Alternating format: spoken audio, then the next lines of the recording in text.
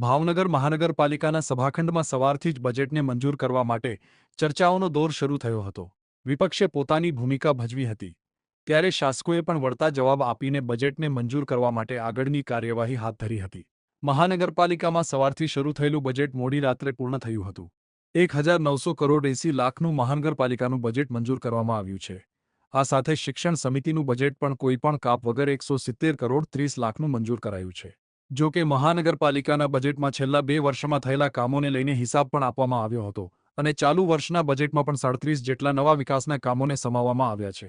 જો કે આ બજેટને લઈને મહાનગરપાલિકાના કમિશનરે પ્રથમ બજેટ સંદર્ભે વાત કરી, પરંતુ પત્રકારના અણ્યા પ્રશ્નોના બુદ્ધિપૂર્વક જવાબો આપી રહ્યા હતા, જેમાં અમુક આંગણવાડી નશીલા પદાર્થો પીવાતા હોવાના અને સોશિયલ મીડિયામાં રીલો મૂકવા સહિતના ખર્ચના પ્રશ્નોમાં બુદ્ધિપૂર્વક કમિશનરે જવાબો આપ્યા હતા।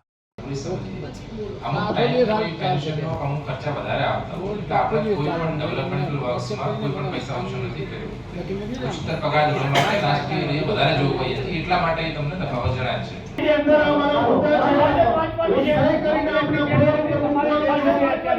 આપણે બજેટની અંદર તમને સહી કરીને જે મૂકવાનો છે એ પાનામાં તમને કલાક દ્વારા જે બજેટ મૂકવામાં આવ્યું હતું એમાં 127 કરોડ 11 લાખ અને 39,000 રૂપિયાનું બજેટ મૂકવામાં આવ્યું હતું। ત્યારબાદ વિદ્યા સહાયક તથા લોન એડવાન્સ માટે થઈને 62 લાખ 52,000 100% ખર્ચ સરકારી મૂકવામાં આવ્યો હતો। ત્યારબાદ મહાનગરપાલિકાનો ફાળો જે 20% છે એ માન્ય અધ્યક્ષશ્રી 31 કરોડ 77 લાખ અને 84,000 રૂપિયા મૂકવામાં આવ્યા હતા અને મહાનગરપાલિકાનો 100% જે ફાળો છે માન્ય અધ્યક્ષશ્રી એ 11 કરોડ 6 લાખ અને 53,000 સાથે સાથે ઇન્ફ્રાસ્ટ્રક્ચર માટે થઈને જે રીતે કામ થઈ રહ્યું છે, હજી પણ જે કઈ ઇન્ફ્રાસ્ટ્રક્ચર કરવાનું શાળાઓમાં બાકી છે એનો સર્વે ચાલુ છે, એનો ડીપીઆર પણ ચાલુ છે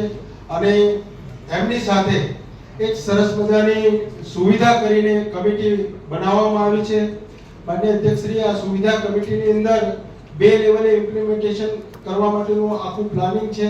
એમાં એક કમિશનર લેવલે એક કમિટી બને અને એની અંદર અલગ તેમજ સંદૃઢ બજેટ સર્વાનુમતે મંજૂર કરવા સૌ પાસે સહકારની સામે કાર્ય નંબર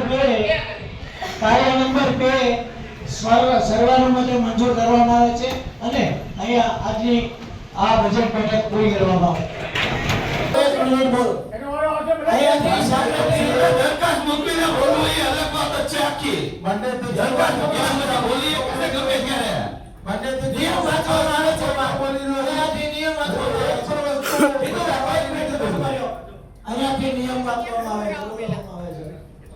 નિયમ શું છે માન્ય અધ્યક્ષ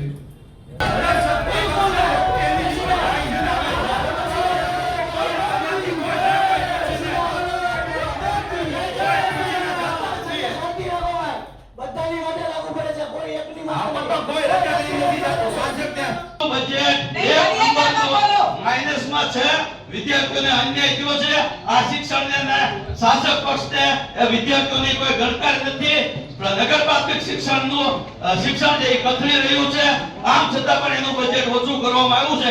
એટલે કોઈ મુદ્દે આમાં બધા જ મુદ્દા આવી ગયા કે બજેટ જ ઓછું કર્યું છે।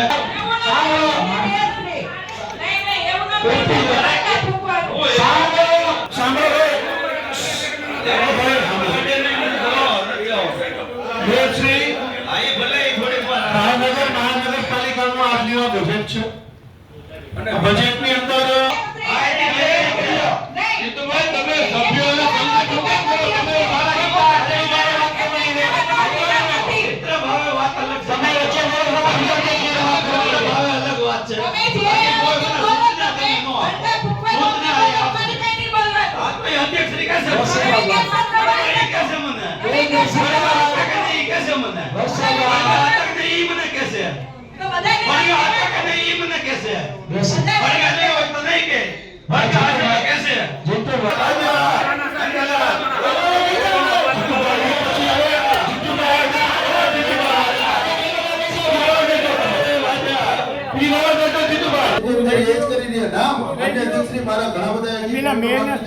અમારી રિક્વેસ્ટ છે મેયરને મેયરને રજા લઈને પહેલા તો જવું જોઈએ. ના, ના, ના, એમને તમે આ ઘણા આપતા જાઓ, હમણાં એ વચ્ચે. ના, ના, ના, ના. વચ્ચે વચ્ચે બે ત્રણ જણા બોલી ગયા, પાછા ચેરમેન શ્રી પાછા બોલે છે. આ કામ હું કરવા આવ્યા તમે વચ્ચે વચ્ચે ત્રણ ચાર જણા હું કરવા આવ્યા છે ભાઈ? કાંઈ પેઢી થોડી છે ભાઈ? કાંઈ પેઢી થોડી છે કાંઈ આ? માન્ય અધ્યક્ષશ્રી, આયલા હું કામ ને ક્યાં હું કામ ને કાંઈ પેઢી થોડી છે? પેઢી નથી ભાઈ. 15 મિનિટ આંબો વાળા તમારા શક્તિ આ ભાઈ ના મોડી કલાક ને મોડી કલાક 11 વાગ્યા. કેટલા વાગ્યા જોવો તો ઘડિયાળમાં? અધ્યક્ષ ઘડિયાળમાં જોવો તો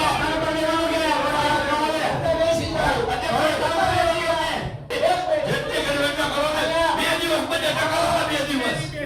2 દિવસ બજેટ અકાલો. 2 દિવસ અકાલો બજેટ આલો. તમે ધવલશ્રી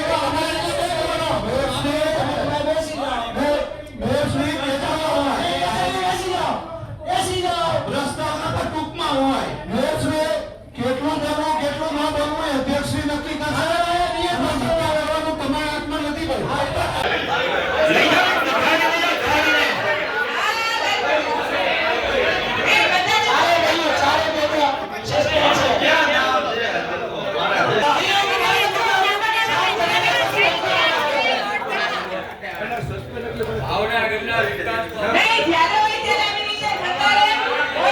ભાવનગર મહાનગરપાલિકાનું આજે શિક્ષણ સમિતિ સહિત 1900 કરોડ રૂપિયાનું બજેટ પાસ કરવામાં આવ્યું છે. તેમાંથી 170 કરોડ રૂપિયા શિક્ષણ સમિતિનું બજેટ હતું.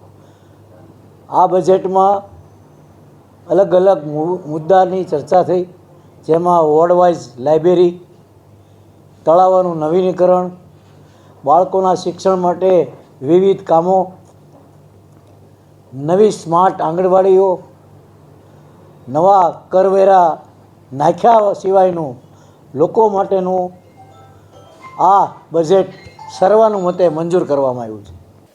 ભાવનગર મહાનગરપાલિકાના સામાન્ય સભા દ્વારા આજે જે ભાવનગર મહાનગરપાલિકા વિસ્તાર માટે 2026-27 માટે 1900 કરોડ રૂપિયાનો બજેટ મંજૂર કરવામાં આવ્યું છે. જેમાં આપણી જે મુખ્ય સુવિધાઓ છે કે જે આપણે રોડ, ગટર, પાણીની સપ્લાય, જે બેસિક સગવડ છે એના તમામના ઓપરેશન મેન્ટેનન્સ અથવા આપણા જે રેવન્યુ એક્સપેન્ડિચર છે એ બધા લઈને, પણ સાથે સાથે કે અમુક જે નવી સગવડો છે કે જેમ અમે વોર્ડ દીઠ લાઇબ્રેરીઝ કરવાનું આ વખતે વિચાર્યું છે.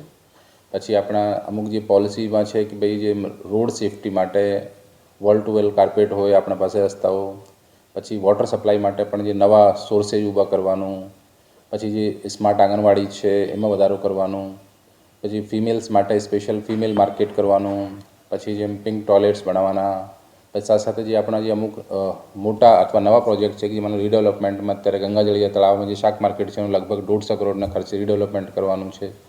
સો તમામ વિસ્તારમાં જે નવા ઇન્ફ્રાસ્ટ્રક્ચર છે સાથે સાથે જૂનાને પણ અમુક જગ્યાએ રિપેરની જરૂરિયાત છે, તો એ તમામ પાસા લઈને બાળકો માટે, ફિમેલ્સ માટે, તમામ વર્ગના લોકો માટે, જેમ વૃદ્ધો માટે, મોટી ઉંમરના લોકો માટે પણ ખાસ કરીને સિનિયર સિટીઝન પાર્ક માટે જોગવાઈ કરવામાં આવેલી છે.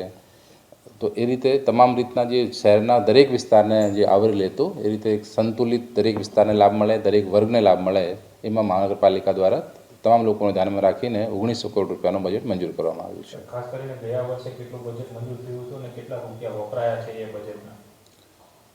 2025-26 માટેનું આપણું જે બજેટ હતું એની સાઇઝ 1700 કરોડ રૂપિયાની હતી, જેમાં અત્યારે આપણી પાસે જે જનવરી અંતિમ ફિગર છે એમાં લગભગ આપણે 1200 કરોડ રૂપિયાના આસપાસનો ખર્ચો થયું છે. સાથે સાથે માર્ચમાં આપણે લગભગ અંદાજ છે કે આપણે લગભગ 1450 થી 1500 કરોડ રૂપિયા સુધી સરકારની તમામ ગ્રાન્ટ મેળવીને આપણા તમામ સોર્સિસથી આપણે લગભગ 90% ઉપરનો એક્સપેન્ડિચર આપણે અચીવ કરી લઈશું. જે મેં મહાનગરપાલિકાની પોતાની જવાબદારી છે કે જે પબ્લિકના અથવા પ્રાઇવેટના પણ બિલ્ડિંગ હોય તો જૂના જર્જરિત બિલ્ડિંગ હોય તો એ પણ રિપેર થાય અથવા એ સેફ હોય તો કોર્પોરેશન પણ અમે પણ દરેક બિલ્ડિંગનો એમાં અમારી પાસે રેકોર્ડ હોય, પણ અમે પણ એ જે એજિંગ એનાલિસિસ છે એ કરીને જે પણ માની લો કે અમુક વર્ષોથી બંધ છે, અમુક જૂના સ્કૂલ્સ છે, પણ કોઈ પણ જે ભયગ્રસ્ત બિલ્ડિંગ કોર્પોરેશનનું અત્યારે મારી જાણમાં નથી, તેમ છતાં કોઈ હશે તો અમે યુઝ લેવા પાત્ર હોય તો એને રિપેર કરીશું, અદરવાઇઝ એને ડિસ્કાર્ડ કરીને ડિસમેન્ટલ કરીને નવો બનાવવાની પ્રોસેસ કરવામાં આવશે. વહીવટી વિભાગના વડા છો, શૈક્ષણિક વિભાગમાં ખાસ કરીને આંગણવાડી હોય અથવા તો જે સ્કૂલો હોય તો એની ખૂબ દયનીય પરિસ્થિતિ છે. સામાન્ય રીતે અમે પણ સર્વે કર્યો હતો તો તેની અંદર આંગણવાડીમાં દારૂની બોટલો હતી, પ્રાથમિક સુવિધા નથી મળતી, પીવાનું પાણી નથી હોતું, આરો પ્લાન્ટ બંધ હોય છે, તો એ પ્રકારની સાહેબ વ્યવસ્થા ક્યારે સુધરશે? નહીં, એ આપણે કીધું કદાચ અમુક આંગણવાડીમાં એવું ઇસ્યુ હોય કે આપ માની લો આંગણવાડીનો ટાઈમ છે એના પછી અમુક સામાજિક તત્વો એવું કરતું હોય તો આપણે એ વિસ્તાર પૂરતા છે તો પોલીસ સાથે સંકલન કરીને હમણાં અત્યારે બધી દરેક આંગણવાડી અત્યારે જે નવી લઈએ છીએ આ રીતે લઈએ છીએ કે એના કમ્પાઉન્ડ વોલ હોય તો ગેટેડ ફેસિલિટી હોય બાળકોની સેફટી માટે પણ. અને અત્યારે જેમ આપણને ખબર છે કે આપણે એટલીસ્ટ એક 1 યરમાં આપણા પાસે પણ જે કમાન્ડ એન્ડ કંટ્રોલ સેન્ટર આવશે તો સિટીના દરેક વિસ્તાર છે આપણા તમામ જે એસેટ્સ છે એ પણ સીસીટીવીથી કવર થઈ જશે. બાકી કોઈ જગ્યાએ ઇન્ફ્રાસ્ટ્રક્ચરનો ઇસ્યુ છે તો આપણે નેક્સ્ટ 3 થી 4 મહિનામાં જે બેસિક ફેસિલિટીઝ છે એ બધી અવેલેબલ આપણે કરાવી દઈશું. સભામાં એક મુદ્દો ખાસ હાઇલાઇટ થયો છે જેમાં રીલ્સ બનાવવા માટે મહાનગરપાલિકા ખર્ચો કરી રહી છે, તો આ કેટલું યોગ્ય છે? જો આજના ટાઈમમાં કોઈ પણ સંસ્થા આપણે પબ્લિકના યુઝ માટે કોઈ પણ સારો કામ કરતા હોય, માની લઈએ કે અમે એક 115 કરોડ રૂપિયાનો ડ્રેનેજ પ્રોજેક્ટ કામ કરીએ છીએ, એ ધરતીને નીચે હોય એને કોઈને ખબર પણ નહીં હોય કે ભાઈ એ કામ થયું છે અહીંયા. સો જસ્ટ કે કઈ રીતે કામ ચાલતું હોય, કયા સ્ટેજમાં છે, આપણી પોતાની બાબત બતાવવા માટે કે સોશિયલ મીડિયાનો યુઝ કરતા હોય છે. ગવર્મેન્ટ પણ કરતી હોય, પ્રાઇવેટ માણસો પણ કરતા હોય, તો એ કોર્પોરેશનને કે ખૂબ સમજી વિચારીને કે ભાઈ પબ્લિક સુધી આપણી વાત પહોંચે એટલે સોશિયલ મીડિયા તમામ પ્લેટફોર્મ ઉપરથી એટલે એ સિસ્ટમ રાખવામાં આવેલું છે. તો એમાં કોઈ ટેન્ડરિંગ પ્રક્રિયા કરવામાં આવી હતી કે ડાયરેક્ટ જ આપી દેવામાં આવી?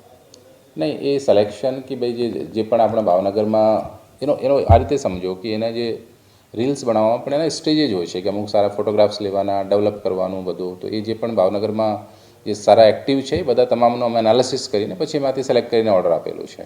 સર, આ માટે બીજા કોઈનો સંપર્ક સાધવામાં આવ્યો હતો કે કોઈ ઓછા ભાવે બનાવી દીધી એવું કાંઈ એવું કોઈ કમ્પેરિઝન કરવામાં આવી હતી આપતા પહેલાં કામ? જો હું આપને સ્પષ્ટ કહું, એ કાંઈ બહુ એટલું મોટું કામ નથી. લગભગ આપણે હાઇલાઇટેડ 20-25 ઇમ્પોર્ટન્ટ મોટા પ્રોજેક્ટ્સ હોય એના માટે તો મુશ્કેલથી 1.5-2 લાખ રૂપિયાનું કામ છે મેક્સિમમ આપણે ગણીએ તો બધા વર્ષ માટેનો. તો એ કાંઈ બહુ એટલો મોટો મુદ્દો નથી. તો અમે જે પોઝિટિવલી કામ કરતા હોય, જેની પાસે ટીમ હોય એવું તમામ લોકોને એનાલિસિસ કરીને કોર્પોરેશન લેવલે તે નિર્ણય કરવામાં આવેલું છે. અને એનો મેક્સિમમ એક્સપેન્ડિચર એક વર્ષનું 2.5 લાખ રૂપિયા છે મેક્સિમમ. સર, 3.5 લાખ રૂપિયાનો ખર્ચો તો આજે બોર્ડમાં ગણાવ્યો છે, ચૂકવાઈ ગયા છે ને? ચૂકવાઈ ગયા નહીં, એ 1.5 લાખ રૂપિયાના આસપાસ કરતા. અધિકારીએ 3.5 લાખ રૂપિયા બોર્ડમાં કહ્યા છે. અને તો મેં જેમ આપને કીધું કે એ કંઈ બહુ આ રીતનું નથી કે બહુ મોટો કોઈ લેબ્સ હોય એવું કાંઈ. આપણે પોઝિટિવ પબ્લિસિટી માટે કે જે આપણી વાત સમજાય, પબ્લિક સુધી મૂકી શકે, એટલે આપ લોકો વચ્ચેથી સોશિયલ મીડિયામાં તો 50 લોકો કામ કરતા હોય. હવે એટલો મોટો નથી કે 15-20-50 લાખનું કામ છે તો 5 લાખ નીચેના કામ છે તમામ વગર ટેન્ડર કરવાની સત્તા કાયદા પ્રમાણે કોર્પોરેશન પાસે અથવા કમિશનર પાસે છે.